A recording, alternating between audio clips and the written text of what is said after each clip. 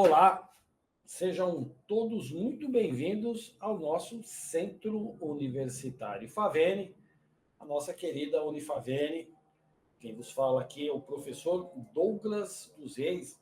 Estamos aqui para mais uma aula da nossa disciplina, aula essa de número 4, onde iremos trabalhar inteligência artificial para jogos. A disciplina de inteligência artificial para jogos, além das contextualizações e as segmentações por aula, tem uma aula que fala efetivamente sobre o tema da própria disciplina.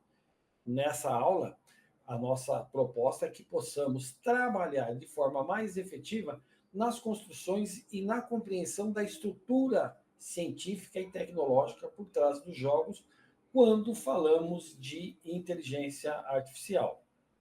Todo mundo sabe e deve ter passado por situações onde jogos que não utilizam o conceito de tecnologia assistida através da inteligência artificial, eles se tornam, a partir de um determinado momento, monótonos.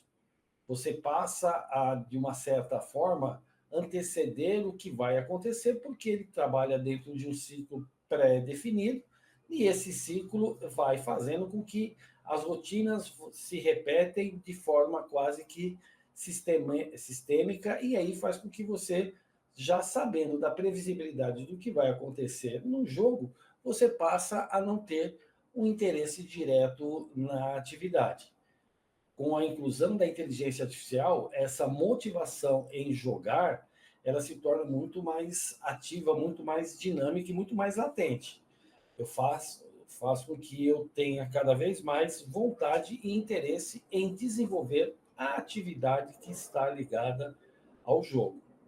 Outro lado muito importante dentro desse conceito é a visão que se tem para outros nichos de aplicação, onde o jogo e a inteligência artificial podem trabalhar aliados na busca de soluções, podem trabalhar alinhado na construção de conhecimentos de uma forma muito mais ampla do que simplesmente entretenimento.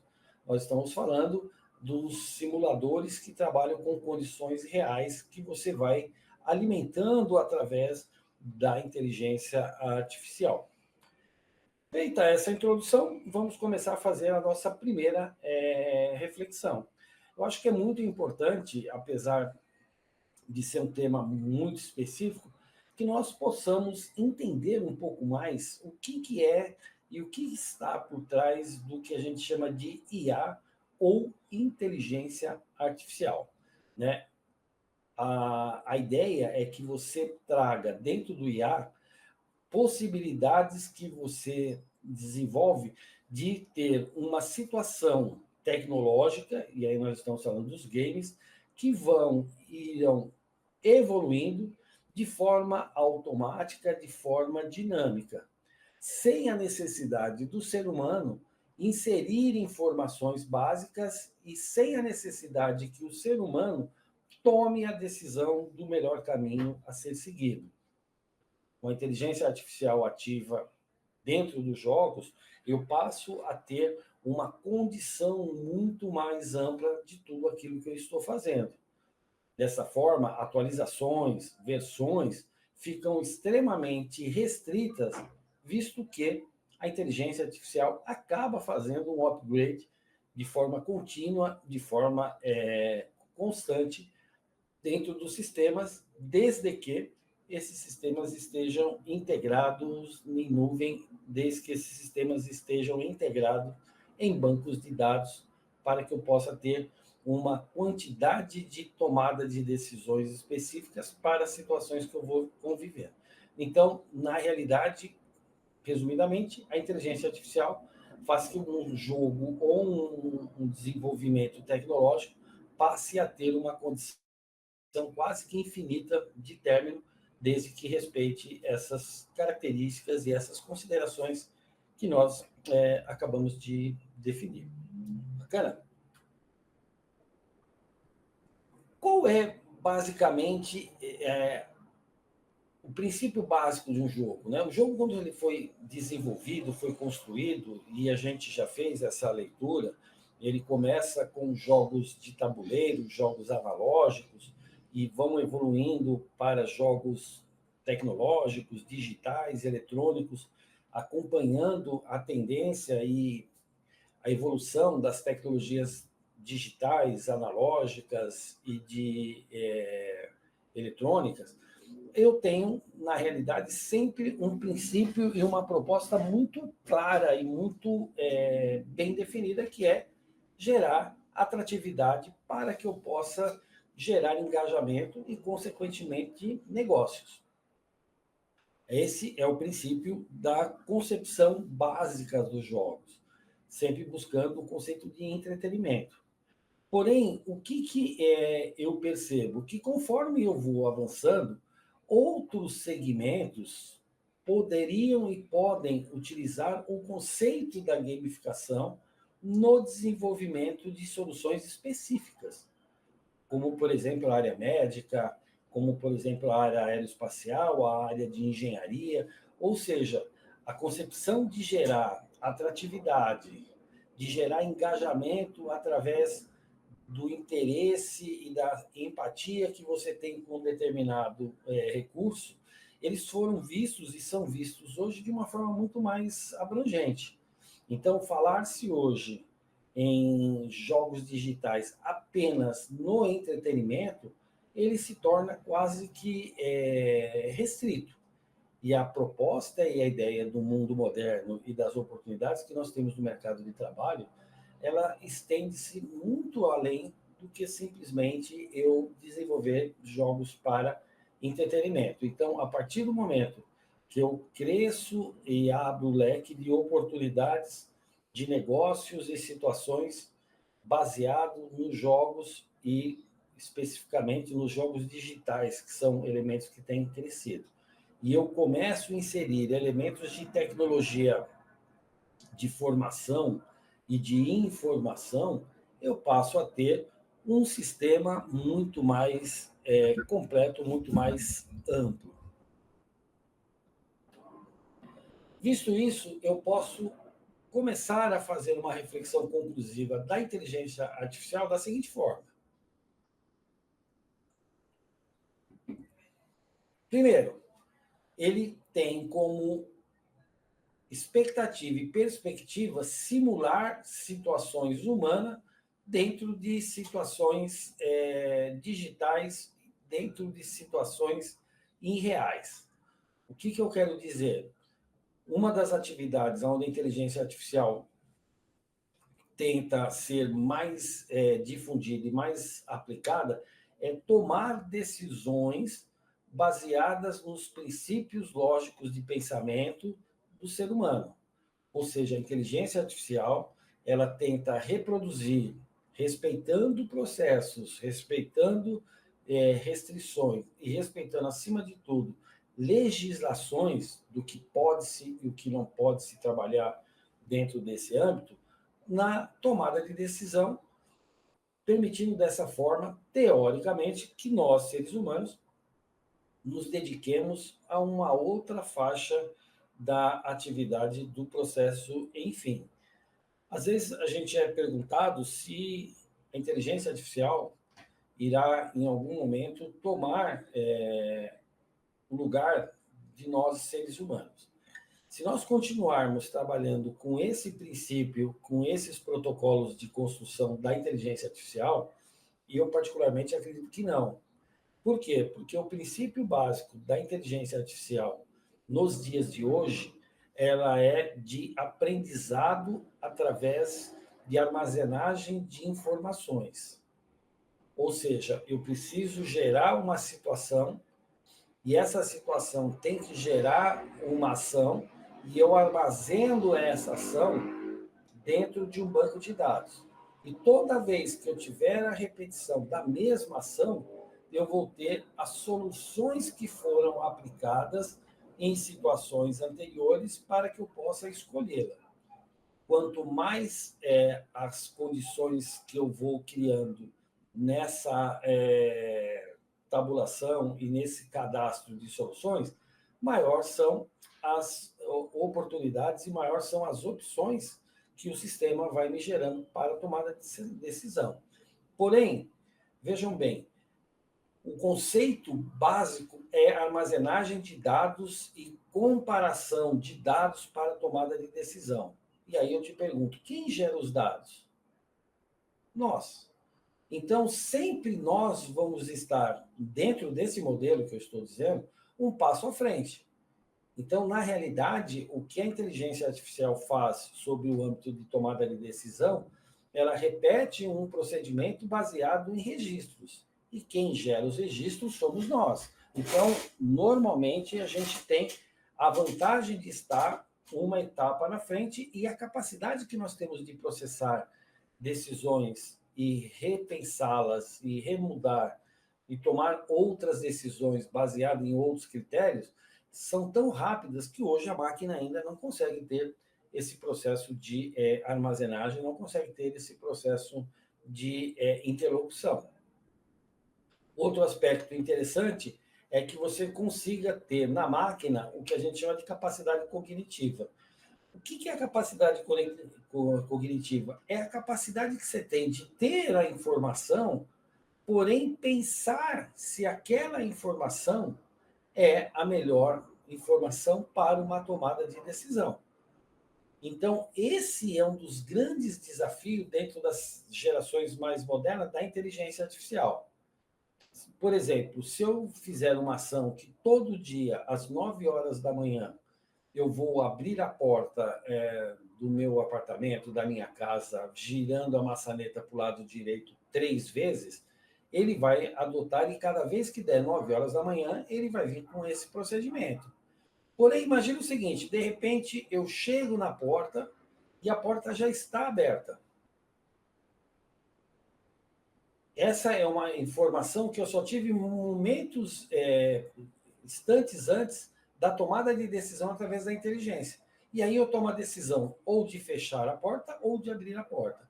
Essas tomadas e mudanças de rota e de protocolos ainda é um desafio para o conceito de inteligência artificial baseada em dados, simplesmente.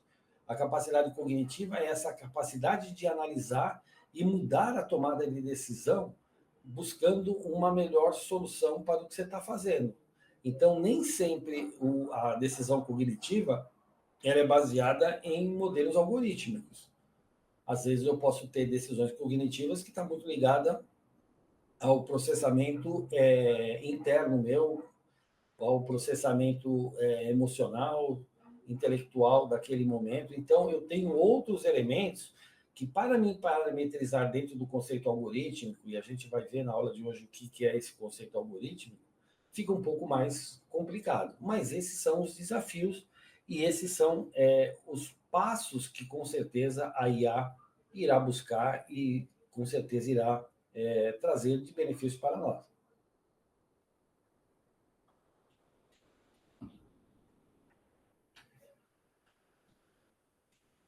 Quando eu começo a trazer todo esse contexto para a nossa vida física real, eu começo a ter alguns elementos que fazem esses jumpers, que fazem essas conexões dentro dessa realidade que nós estamos discutindo. Esses elementos, que a gente chama de dispositivos, eles começam a perceber, aprender e tomar decisões baseado nesse conceito. Eu acredito que o melhor exemplo que a gente tem para contextualizar esse parênteses e para que você entenda do que nós estamos falando são as secretárias inteligentes, as secretárias eletrônicas inteligentes que compõem boa parte de algumas casas, automatizando processos, criando funções, monitorando, fazendo diagnóstico, auxiliando em processo do dia a dia. Então, essas secretárias domésticas que a gente tem, quando eu associo ela a elementos discretos dentro de um ambiente, ele me ajuda na tomada de decisão. Então, eu acredito que quando a gente fala de aplicabilidade visual, né, palpável da inteligência artificial, o exemplo das casas automáticas, das casas com controles através de comandos de voz e através da integração de processos, com certeza, é um exemplo que conota bem a importância e como as tecnologias de inteligência artificial estão se associando a dispositivos de hardware que são elementos finais e estruturais de tudo aquilo que a gente está dizendo. Outro aspecto que eu acho muito interessante é a gente entender aonde que eu posso ter essas situações. Então, quando eu começo a falar de aplicações de inteligência artificial, processamento de informação, tomada de decisão, eu tenho oportunidades dentro da área automobilística com carros autônomos, eu tenho a possibilidade dentro da área médica através de diagnósticos, processos de segurança, processos de direcionamento. Porém, todos esses exemplos que eu acabei de citar, eles têm um grande desafiador nas estruturas atuais de informação e fluxo de informação, que é a velocidade que eu tenho que ter no envio da informação, a análise dessa informação e a entrega de um resultado do que eu tenho que fazer. Então, esse fluxo de eu receber a informação, levar essa informação dentro de um banco de dados ou dentro de uma área de armazenagem, achar de forma rápida e precisa qual seria a melhor solução, trazer para a situação de saída, de ponta e tomar a decisão, todos esses fluxos de informação, toda essa parte de comunicação digital, ela tem que ser feita de forma muito rápida. E aí você tem um outro elemento que anda junto e vai ser, com certeza, já está sendo, na realidade, né, um dos limitantes ou não de todo esse processo da inteligência artificial ajudando no nosso dia a dia, nas tomadas de decisão, que são as velocidades de fluxo desses pacotes de dados. Então, se eu não tiver uma velocidade muito rápida para poder mandar informação, escolher e achar dentro de uma área de armazenagem onde estão as respostas para essa ação, devolver, tomar uma decisão e implementar, ele passa a ser um conceito obsoleto. Ou seja, se eu demorar muito tempo para receber a informação, pensar no que vai fazer, já era. Vamos dar um exemplo prático? Imagina que eu tenho um carro autônomo, né, que é um dos exemplos desse slide. O que é um carro autônomo? É um carro que não tem o condutor, não tem o motorista. Né? E ele está andando e ele se depara, quando ele vira à direita, com uma pessoa no meio da rua. Essa pessoa, teoricamente, não foi prevista dentro do programa de condução do carro. Porém, ela aparece como um elemento de variável. O tempo para mim tomar a decisão de analisar que é uma pessoa e mandar parar o carro, ou de repente desviar o carro, ou de repente buzinar antes de desviar, ou seja, criar um protocolo de tomada de decisão, se ele demorar muito para acontecer, fatalmente eu vou atropelar essa pessoa. Então, é muito importante que nós tenhamos essa visão e esse contexto que não adianta eu ter a tecnologia do IA se eu não tenho elementos físicos que ajudem nessa implementação e ajudem nesse fluxo de informação e tomada de decisão. E nesse caso, além dos processadores serem processadores extremamente potentes e robustos para que eu possa ter essa fluidez de informação, os canais de transporte, os canais de movimentação dessas informações, que são os sistemas de internet, sistemas de movimentação de dados, também tem que ser muito bem estruturado, muito bem elaborados. Vamos fazer aqui um timeline para a gente entender como a inteligência artificial foi se desenvolvendo e como ela foi construindo a sua base tecnológica. Você começa em 1960, através, 1950, quando você começa a ter pesquisa sobre a base de estudos do pensamento humano. Lembre-se que eu já disse para vocês, em outras situações, que a evolução da tecnologia, e os games é um exemplo de evolução de tecnologia, ela está muito associada, pelo menos até os anos 2000, a um evento maior que movimentasse a economia naquele sentido. Então, 1950, com certeza, não era um segmento de videogames, não era um segmento de entretenimento, que era um segmento que tinha uma notoriedade tão grande a ponto de você fazer altos investimentos. Em 1950, nós estamos falando no fim da Segunda Guerra, onde as empresas precisavam, acima de tudo, produzir. E é essa necessidade de produzir e gerar economia e gerar riqueza que acaba vindo dentro desse modelo.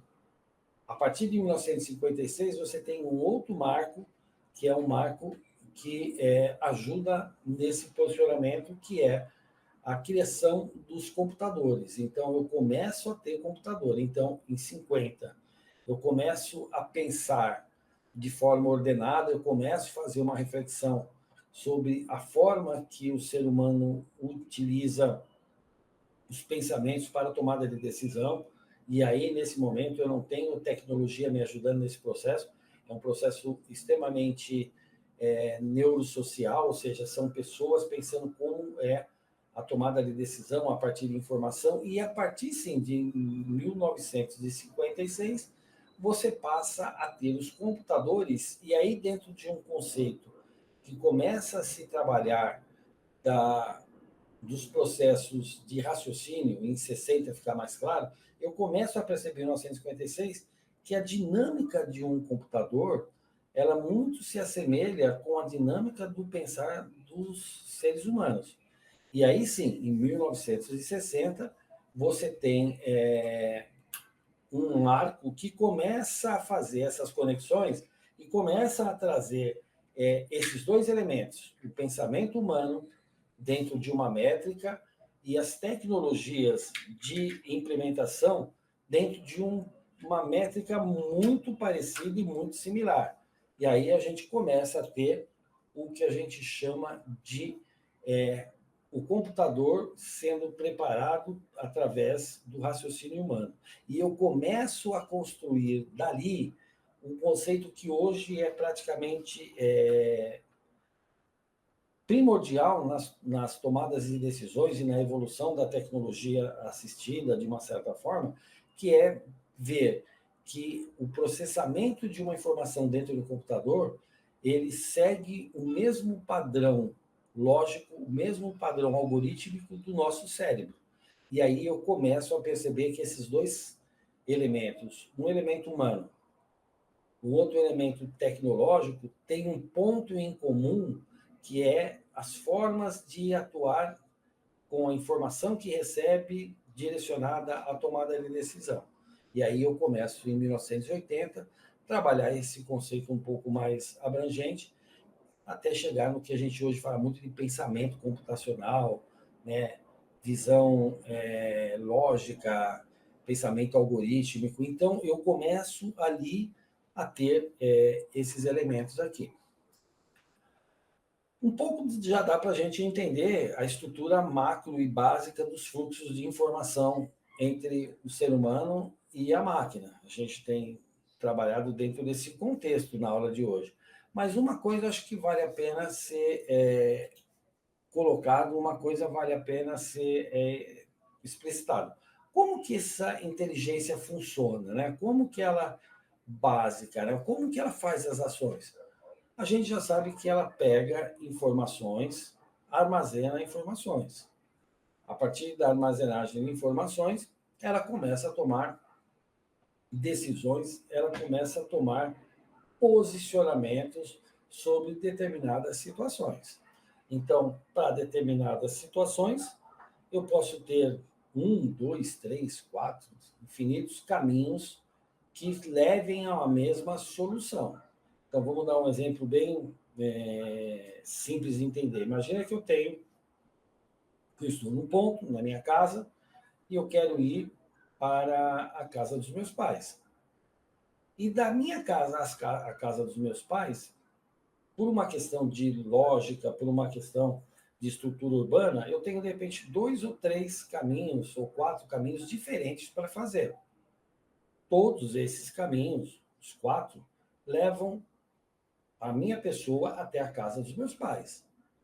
Então, o ponto de atendimento, que é sair de casa e chegar à casa dos meus pais, que é a ideia lógica de processamento, ela está estruturada, está definida. Então, eu tenho, entre a minha casa e a casa do meu pai, um conceito lógico.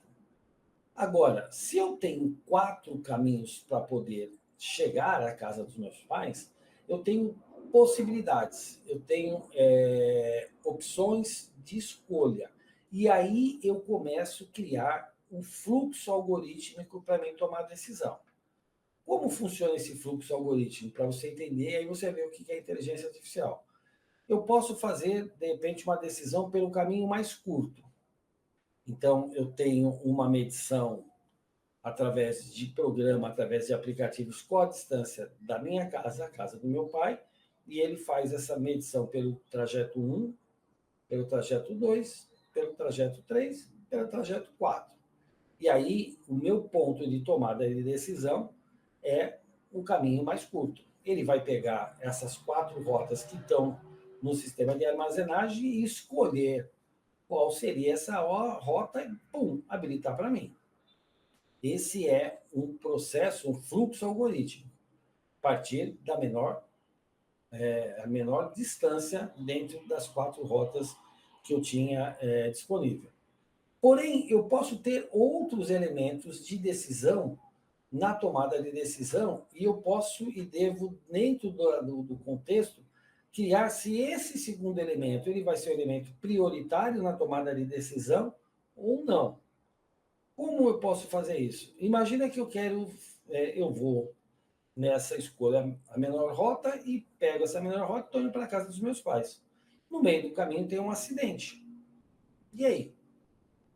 Fiquei parado.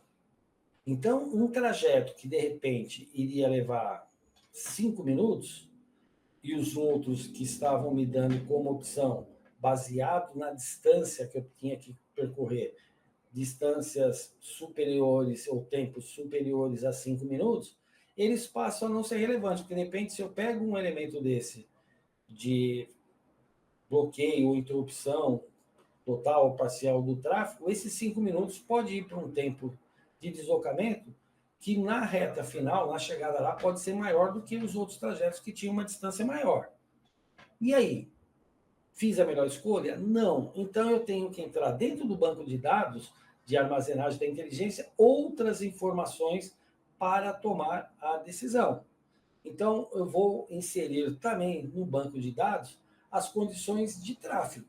Então eu vou ter armazenagem através de dispositivos ou de informações que eu receba de canais ou de fluxos de informação de a condição de tráfego.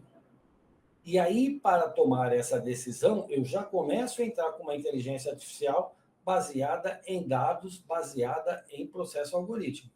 Eu vou ter as 4 opções e eu passo a entrar com o segundo elemento, que seria qual? Qual é o trajeto mais rápido? Então, eu mudo o contexto de variável para a tomada de decisão. Já não é mais o mais curto, e sim o mais rápido. Então, a partir desse momento, eu começo a ter, de repente, uma opção que pode chegar à conclusão que o caminho mais rápido, ele pode ser, dentro das 4 opções, o caminho mais longo. Por quê? Porque eu priorizei a tomada de decisão pelo caminho mais rápido. E assim eu posso colocar outros elementos da tomada de decisão. Eu posso colocar, de repente, quantidade de semáforo, eu posso colocar, de repente, áreas de risco dentro das 4 opções, uma área que tem uma incidência de risco, de segurança menor, e eu vou criando esses elementos para a tomada de decisão. Todos esses elementos que eu descrevi para vocês nesse slide são o que a gente chama de bases de tomada de decisão algoritmo, que ele vai adotar um desses sistemas. E o que é mais interessante, dentro do modelo hoje de banco de dados integrado em nuvem, integrado em situações de real time, ou seja, de tempo real, essas prioridades podem e vão, às vezes, mudando ao longo do tempo. Ou seja, de repente, aquela distância que era menor e por uma questão de tráfego era a opção não mais aconselhada, quando eu deixo de ter esse bloqueio ou essa restrição por tráfego, ele passa a ser a melhor opção. Então, as informações, elas estão dinamicamente mudando, mas a base de tomada de decisão algorítmica continua o mesmo. Eu analiso distância, se a distância for maior ou menor que X, eu vou analisar a segunda ação. Qual seria a segunda ação? Condições de tráfego. E aí eu vou criando essas combinações, eu vou criando esses processos. Bacana? Então, de uma certa forma, os algoritmos são sequências finitas de instruções utilizando a fim de resolver um problema. Poxa, Douglas, se são soluções, sequências finitas, vai chegar uma hora que vai cair na mesma situação que você disse lá no começo da aula. Você passa a ter sempre a mesma situação, e aí você perde a atratividade pelo fato de ter a melhor decisão. Vai depender de como você fizer, primeiro, o descritivo algoritmo do que você está fazendo. Segundo, você vai depender da velocidade de informações e os parâmetros de informação que você definiu na sua programação, que são fundamentais tê-los para a tomada de decisão. O que eu quero dizer? Se simplesmente na minha programação, na hora que eu vou fazer a distância da minha casa à casa dos meus pais, eu usar simplesmente o fator de distância, acabou. Eu não tenho por que ficar alimentando outras situações, a não ser um dia que, de repente, por uma questão de construção urbana, cria-se uma outra rota, cria-se um outro modal para mim poder se deslocar. Caso contrário, você não tem praticamente a inteligência trabalhando nessa tomada de decisão. Então, para que eu tenha um sistema não restritivo, que não seja uma sequência finita, eu tenho que abrir as possibilidades de análise. Então, como a gente diz, trânsito, periculosidade, quantidade de semáforos, considerar outros elementos para que eles possam, o tempo todo, serem constatados e sejam checados, e lá no meu banco de dados, de forma dinâmica e de forma rápida, eles sejam atualizados. Que foi o exemplo que eu disse. De repente, um trajeto que é mais atrativo pela questão de tempo, pelo mais rápido estar obstruído, em alguns segundos ele pode inverter. Eu desobstruo o caminho mais curto e aí ele passa a ser a melhor opção. Essas informações têm que estar o tempo todo em divulgação. Como que eu construo a base algorítmica? E aqui eu dei dois exemplos, um dentro de um segmento mais amplo, que é mais fácil você entender, e um outro dentro do conceito de games, que é onde a gente está trabalhando. No primeiro que nós temos do lado esquerdo, a gente tem uma condição, por exemplo, para você assar um pão. Então, você tem os fluxos e você tem os processos que você precisa respeitar para que você consiga fazer esse processo aí. Então, tenho lá, início, abrir o forno. Depois eu tenho a condição de... O forno está aceso? Se tiver, sim, eu vou e boto lenha. O forno não está aceso? Eu tenho que acender o forno. Qual o próximo passo? Tanto pelo primeiro trajeto quanto pelo segundo trajeto, depois que eu tiver o forno aceso, eu vou ter uma situação de colocar o pão. Então, os dois processos acabam se encontrando dentro da ação final, que é assar o pão. Então, é esse pensamento, é esse fluxo de informação para uma tomada de decisão que a gente pensa, que a gente chama de um pensamento algorítmico. O mesmo ocorre quando eu vou falar de jogos. Então, do lado direito, eu tenho lá a condição de jogos. Então, tenho uma condição interessante. Pego lá, primeira condição, gerar 2 blocos no tabuleiro. Então, vou fazer um pensamento algorítmico de um jogo, por exemplo. Então, primeira ação, gerar 2 blocos no tabuleiro. Segunda ação, o jogador tenta realizar um movimento. E aí, se ele não consegue realizar o movimento, ele vai para uma situação de quais são os movimentos que ele pode fazer. Então, ele vai direto e realiza o jogo. Agora, caso ele não consiga fazer o movimento, o que ele vai ter que fazer? Ele vai ter que passar por 4 etapas de aprimoramento, 4 etapas que a gente chama de aprendizado. Quais são essas etapas? Primeira, movimento é possível? Ou seja, o que eu estou questionando nessa base algorítmica aqui? Se efetivamente a pessoa conhece o jogo. Se ele coloca assim, o movimento é possível, ou seja, ele sabe para onde vai deslocar. Um exemplo, se a gente estiver falando de um tabuleiro de xadrez, ele sabe qual é o tipo de movimento que um peão faz, o tipo de movimento que faz uma torre, um rei. Se ele sabe, tá. Aí o que ele faz? Ele passa a primeira etapa e considera que você já consegue entrar dentro do jogo. Então, ele conhece o jogo. Faço um aditivo que a gente chama de passar uma etapa, e aí eu somo um ponto nessa aditivação, e vou fazer o quê? Aparece o jogo de tabuleiro. Quando eu gero o bloco de tabuleiro, eu posso criar dentro desse bloco, de repente, alguns exemplos de como jogar ou como deslocar cada um dos componentes.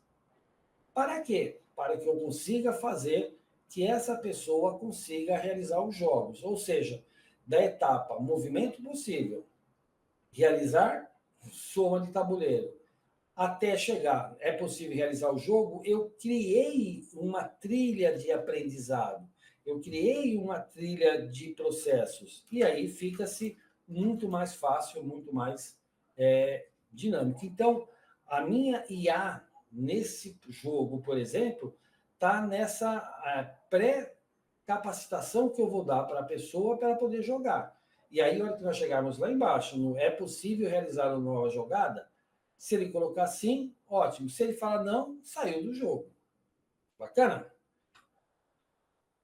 Vamos entender, na prática, como o algoritmo pode fazer algumas reações. Então, eu vou determinar, por exemplo, não adianta só eu saber qual é o passo a passo para cozinhar. Isso é algoritmo. Então, eu saber os passos, etapa por etapa, para mim cozinhar alguma coisa, isso é algoritmo. Agora, saber se o que eu estou cozinhando vai ficar bom ou não é outra história. E aí entra o conceito da inteligência artificial. Quando eu pego outros elementos, jogo no fluxo e falo, agora sim, com esse fluxo algorítmico, passo a passo, mais essas informações que eu faço de checagem, eu posso garantir que efetivamente esse cozido ou esse prato que eu estou fazendo vai ficar excelente. De uma forma geral, não adianta eu pegar um bolo e falar que se eu tiver farinha, ovo, fermento, leite, açúcar, eu vou fazer um excelente bolo. Não. Se eu colocar lá, eu preciso de farinha, ovo, açúcar, leite e bater e forno, isso me garante que o bolo vai ficar bom? Não. O que vai me garantir se o bolo vai ficar bom é se a hora que eu começar a bater, quantas voltas eu tenho que ter, quanto que eu tenho que ter de farinha, quanto que eu tenho que ter de leite, como eu vou fazer, de repente, a colocação do ovo, eu coloco tudo de uma vez, uma parte, ou seja, você tem um processo afetivo e um processo sensorial no meio do negócio para efetivamente sair de um algoritmo linear e partir para alguma coisa efetivamente com conceito, com paladar. É isso que a inteligência entra, né? Vamos entender agora alguns termos que a gente tem para a área de tecnologia quando a gente fala de IA, né? Então, um termo que você ouve ou vai ouvir muito falar é o que a gente chama de machine learning, né? O próprio tema, se a gente for fazer a tradução do inglês, é aprendizado de máquina. Ou seja, ele usa o conceito do nosso cérebro. Lembre-se, no começo da aula a gente deixou bem claro que o conceito da inteligência artificial é tentar trazer para as máquinas as sensações e as tomadas de decisões que nós, seres humanos, temos. Então, o machine learning é como você tivesse a máquina aprendendo através da quantidade de informação que ela vai recebendo. Ela vai recebendo informações e armazenando essas informações dentro de áreas de banco de dados para tomadas de decisões específicas. Então, de vez em eu deixar tudo dentro de um banco de dados solto, eu começo a criar áreas de concentração dessas informações para algumas tomadas de decisões. Qual é a vantagem de você ter áreas segmentadas para uma determinada situação? É que o processamento, primeiro, é mais rápido. Lembre-se que eu disse quanto é importante você ter o tempo de reação para tomar uma decisão. Segundo, ele cria um sistema de começar a comparar soluções dentro do mesmo banco de dados. E aí, o aprendizado faz com que ele tome algumas decisões previamente, não tendo que passar por passo a passo. Por exemplo, se eu tenho uma situação que, num caso de incêndio, eu coloco lá que o extintor tem que ser disponibilizado. Então, pegou fogo lá, através de um sensor de fogo, os extintores começam a ser disponibilizados. Então, ele abre a trava do extintor, a pessoa vai pegar e vai apagar. Porém, numa segunda situação, onde você teve um problema de incêndio, percebeu-se que é mais importante, antes de você pegar o extintor, ou dependendo do lugar que você está, é você acionar os sensores de água para você poder minimizar a chama. O que esse sistema faz no machine learning? Quando ele tem lá o input, sala pegando fogo, a primeira ação dele era o quê? Liberar extintor de incêndio. Agora você consegue ver na prática que quando você joga o sensor de água, você minimiza mais rápido o impacto do fogo e tem uma segurança melhor. Quando eu tiver a terceira vez dessa situação, automaticamente eu liberar o extintor de incêndio sai do banco de dados. Ele já vem direto com a solução que foi melhor aplicada. Essa é uma forma que a machine learning trabalha. Outra forma que a machine learning trabalha é por repetitividade de tomada de decisão. Como assim? Vamos supor que eu tenho 20 casos de sala pegando fogo. E dos 20 casos de salas pegando fogo, 8 vezes o extintor foi acionado primeiro do que o sensor de água. O que isso quer dizer? Que a solução mais viável, estatisticamente, é primeiro o extintor, depois o sensor de água. Quando tiver a 12ª vez, automaticamente ele vai me dar como primeira opção eu acionar o extintor e não o sensor de água. Ele pode deixar uma situação de opção? Pode, depende, ele deixa a situação do sensor de água como uma segunda informação, com um segundo ponto ou um plano B de tomada de decisão. Esse tipo de conceito você vê muito em lojas de varejo, né? Você está lá na sua internet, vai ver um sapato, a hora que você clica lá para ver um sapato, você sai do sapato, a partir daquele momento começa a vir um monte de anúncio de sapato. O que o cara está vendo? Você ativou um banco de dados de uma loja de sapatos, todos os outros bancos de dados das outras lojas concorrentes de sapato, eles percebem que você mandou essa informação, eles estão todos conectados em nuvem, e aí eu disparo isso para você. Ah, isso é feito de forma natural? Não, isso aí tem toda uma estratégia comercial. Existe uma empresa por trás que faz essa acomodação, e aí você tem algumas coisas interessantes comercialmente falando.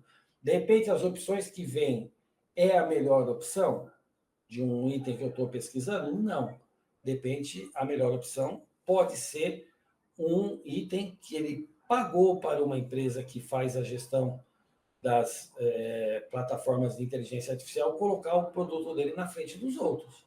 E aí você deixa toda uma lógica tecnológica e de procedimento para entrar em um mundo comercial. Deep Learning também é uma situação interessante, mas a única diferença do Deep Learning para o Machine Learning é que ele faz aquilo que eu acabei de dizer. Vamos supor, se eu tiver alguma ação que ela não foi a ação mais correta, ela acaba descartando e tirando do banco de dados. Por exemplo, naquela situação da água. Se em algum momento alguém pegou e tentou apagar o fogo com um balde de água, ou uma água, ou óleo, ou qualquer coisa que não seja o melhor fluido, e foi uma situação esporádica, o que o sistema entende? Que aquilo não foi a melhor decisão, o resultado que teve não foi o melhor resultado e automaticamente ele deleta das opções. Então, eu faço um processo seletivo antes de efetivamente mandar para a área de tomada de decisão. Normalmente, esses modelos que a gente trabalha dentro desses conceitos, ele faz com que você tenha decisões mais assertivas e faz com que você tenha processamentos mais rápidos. Esse tipo de tomada de decisão é uma ação que normalmente é voltado muito na área de segurança, na área de proteção, são os elementos mais comuns. E para fechar, quando eu começo a conectar um monte de informação de vários sistemas de inteligência artificiais tomando decisões para uma determinada situação e eles estão dentro de bancos de dados específicos, dentro de áreas de controle específico, e eu quero tomar uma decisão mais acertada sobre um âmbito geral, eu começo a fazer com que essas informações passem por pontos comuns e comecem a ter um diagnóstico de qual é a melhor decisão que está sendo tomada para uma determinada situação. Olha que eu tenho todas essas conexões ocorrendo dentro de uma plataforma única, é o que a gente chama de redes neurais. Ou seja, é quando eu tenho vários elementos de um mesmo segmento que conversam entre eles e me geram, falam, olha, dentro das pesquisas, a melhor situação para você apagar o fogo da sua sala, de repente, é nenhum nem outro, é você trabalhar com um sistema de fumaça. Por quê? Porque ele usou informações e viu que o cara que aplicava o conceito de fumaça, diminuindo a concentração de CO2, de oxigênio no ambiente, apagava o incêndio mais rápido. Então, ele pega informações de todos os processos e define qual a melhor. Da onde vem as informações? De redes e de bancos de dados separados. Tudo isso tem muito a ver com os jogos e as gamificações, porque, na realidade, o jogo, como a gente disse, ele é uma dinâmica de entretenimento, atratividade e solução de problemas. Sejam problemas de aspecto de entretenimento, seja problemas do aspecto social, medicinal ou tecnológico. Um abraço, a gente se vê na próxima.